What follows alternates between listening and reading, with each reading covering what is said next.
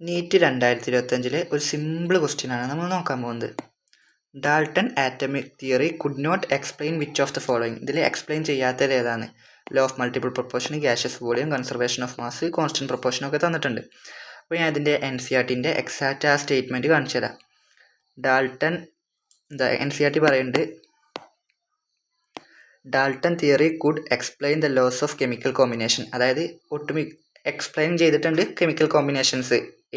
Hour it could not explain the law of gaseous volume. Gaseous volume ഒഴിച്ചുകൊണ്ടുള്ള ബാക്കിയുള്ള law ഒക്കെ ഡാൾട്ടൻ്റെ atomic theory explain ചെയ്തിട്ടുണ്ട്. അതേപോലെ ഇത് എങ്ങനെയൊക്കെയാണ് ആറ്റം, NCERTയിൽ ഇതുമ്പാടെ പറയുന്നുണ്ട്. It could not provide the reason for combining atoms എങ്ങനെയാണ് കൂടിച്ചേരുന്നതിൻ്റെ റീസണൊന്നും ഡാൾട്ടൺ പറഞ്ഞിട്ടില്ല. അത് ബാക്കിയുള്ള സയൻറ്റിസ്റ്റ്, പിന്നെ വരുന്ന സയൻറ്റിസ്റ്റുകളാണ് പറഞ്ഞതെന്ന് NCERT പറയുന്നുണ്ട്. അപ്പോൾ ഇതിൽ ആൻസർ ആയിട്ട് വരിക ഓപ്ഷൻ 2 ആണ്. അതായത് law of gaseous volume Dalton explain ചെയ്തിട്ടില്ല, ബാക്കിയൊക്കെ ഡാൾട്ടൺ എക്സ്പ്ലെയിൻ ചെയ്തതാണ്. അപ്പോൾ കൂടുതൽ ക്വസ്റ്റ്യൻസ്, അതായത് PYQ ആണെന്നുണ്ടെങ്കിൽ പ്ലേലിസ്റ്റ് ചെക്കൗട്ട് ചെയ്ത് നോക്കാൻ മതി. Thank you.